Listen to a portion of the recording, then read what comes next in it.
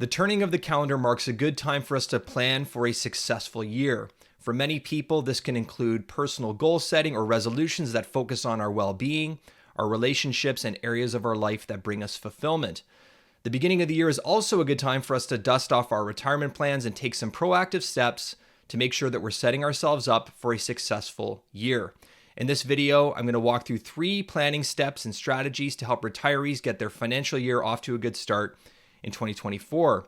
And if we haven't met yet, my name is Mark Walhout. I run a financial planning and investment advisory business called Walhout Financial, and I created this channel to share ideas and concepts that I'm using to help people with retirement every single day. If you want to get more videos like these, consider subscribing to the channel and hit the bell icon so that you're alerted when new videos are posted.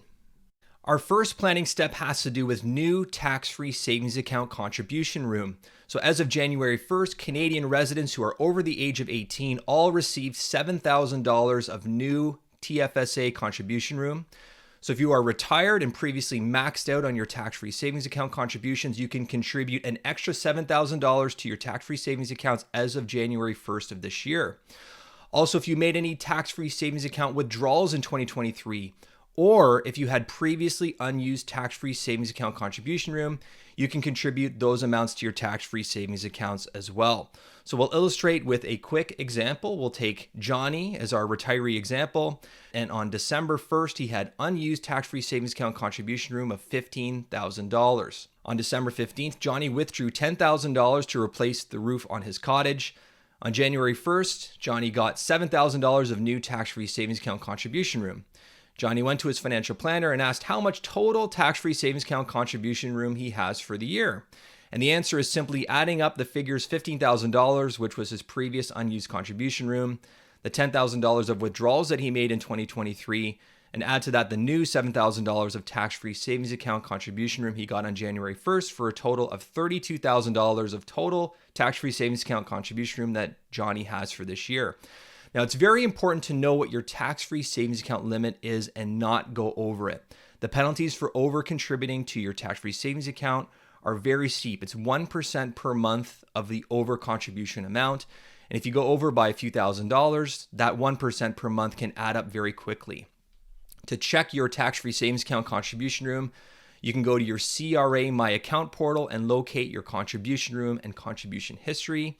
But a special note or a note of caution, the CRA My Account portal often lags by between 6 and 12 months, and the CRA will not give you a break if they notice that you've made an overcontribution and they assess you a penalty and you say to them, hey, I was just going by what was on the CRA My Account portal. They will tell you that it's your responsibility to track your tax-free savings account contribution room.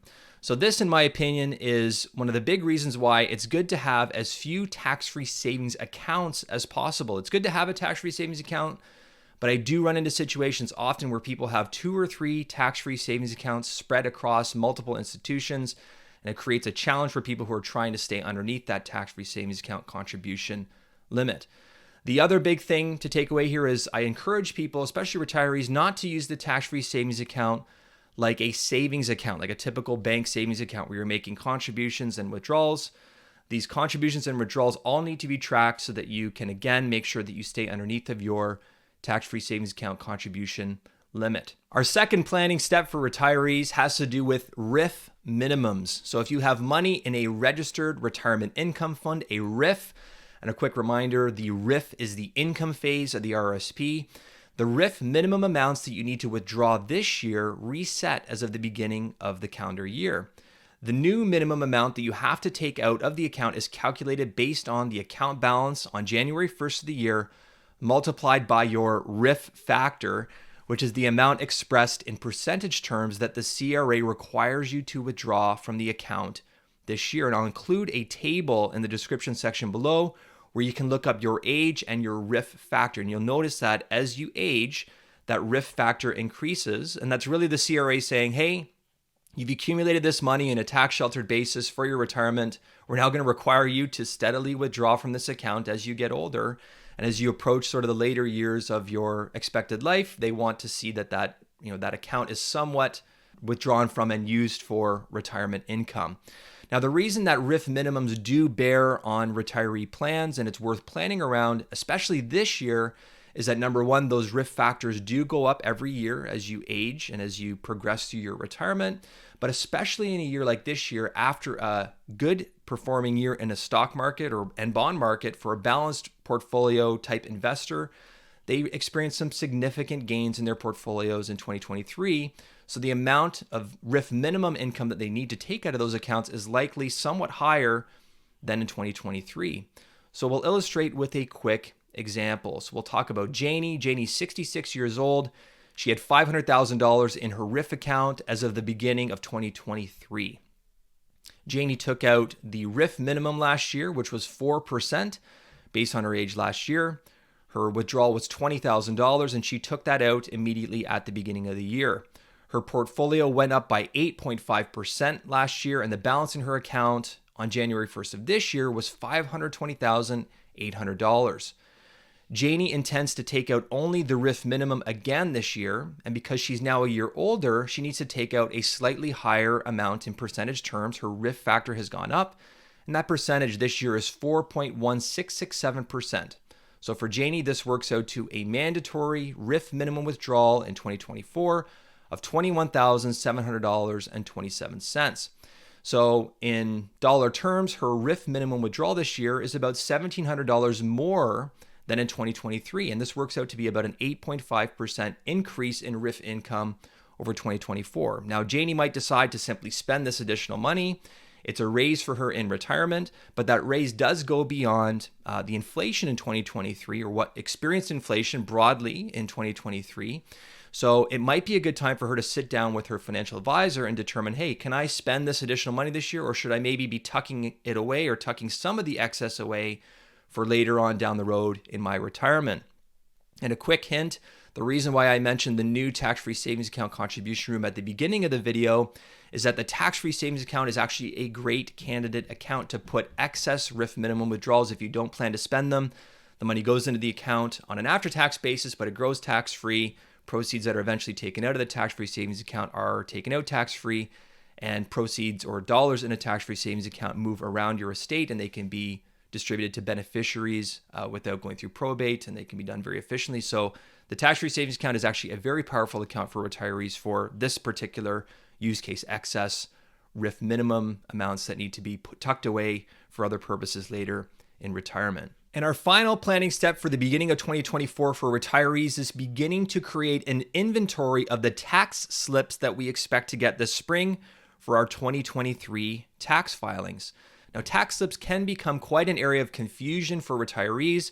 After all, while we're working and earning an income from a job, we generally only get 1 or 2 tax slips per year. It might be a T4 from our employment income and maybe an RSP contribution receipt, and that might be it in terms of tax slips that we need to track while we're working.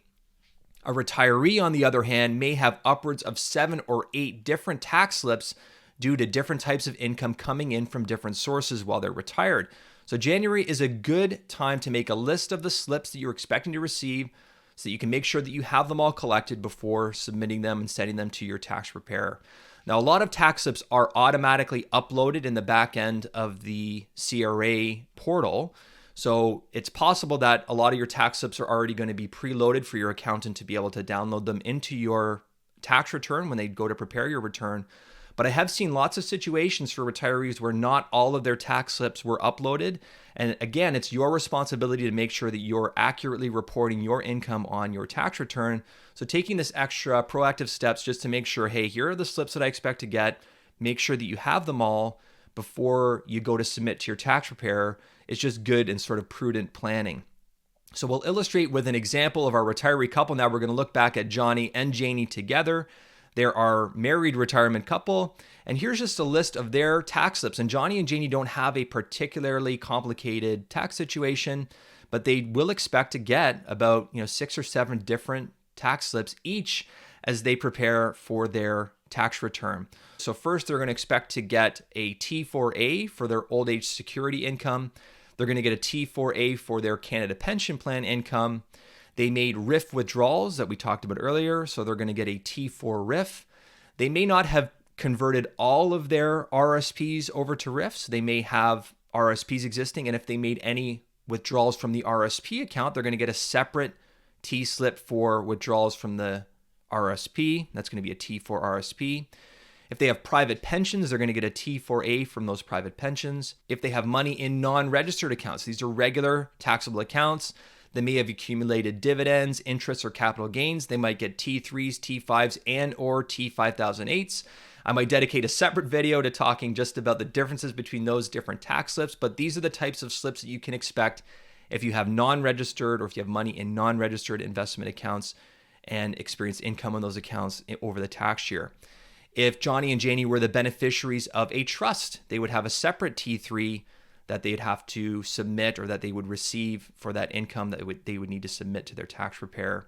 And of course, if they had any part-time work over the course of the year, they would have a T4 potentially from their employer if they had a part-time job that they'd need to track and make sure that they get that information to their tax preparer for their tax season. So this is just a quick list going through some of the different T-slips that a retiree might accumulate as they get ready for their tax season. So it's good to have sort of an idea what to expect. Now, your planner can certainly be a help here just to sort of give you a nudge in the right direction. They can indicate to you what slips you should expect from accounts that they manage on your behalf. If you have questions about that, certainly reach out to your advisor and maybe they can help you compile a checklist of T-slips that you can expect for the tax season. Now, a special bonus tip as it relates to preparing for the tax year, there are certain types of tax transactions that will not automatically generate a T-slip for you, but you should make note of as you prepare for tax season. If you sold a property that experienced a capital gain, so let's say, for example, Johnny and Janie in our video examples today, they put a new roof on the cottage and then they subsequently sold that cottage. If they want to report a capital gain on that cottage, if they're not nominating or designating that cottage as their primary residence or principal residence for the principal residence exemption, they would need to report a capital gain provided or assuming that they sold that cottage at a profit. So that event would need to be reported on their tax return. If they had foreign property in excess of $100,000 Canadian, their cost base, they may need to report that property on their tax return in the form of a T1135, which is a disclosure document. This is often missed by people that own a lot of foreign stocks or foreign holdings inside of a taxable brokerage account in Canada. Now, this requirement would not apply to any types of holdings or foreign equity holdings inside of RSPs, tax-free savings accounts, RRIFs. It would not apply to foreign holdings inside of a Canadian domiciled mutual fund or ETF. So I don't run across this often with people that are retired. If they own a foreign house or a foreign apartment abroad, as long as that property was primarily used for their own enjoyment and not used for income purposes, they would not be caught up in this net. But there are situations where people do have a lot of foreign property, in particular situations where people might have foreign stocks inside of a non-registered account that might be caught up in this requirement. Now, it's not necessarily a tax that needs to be paid, it needs to be disclosed, but the penalties for non-disclosure, similar to the over-contributions in tax-free savings accounts, they can add up to be quite a lot. So these are just things to think about if you own foreign property.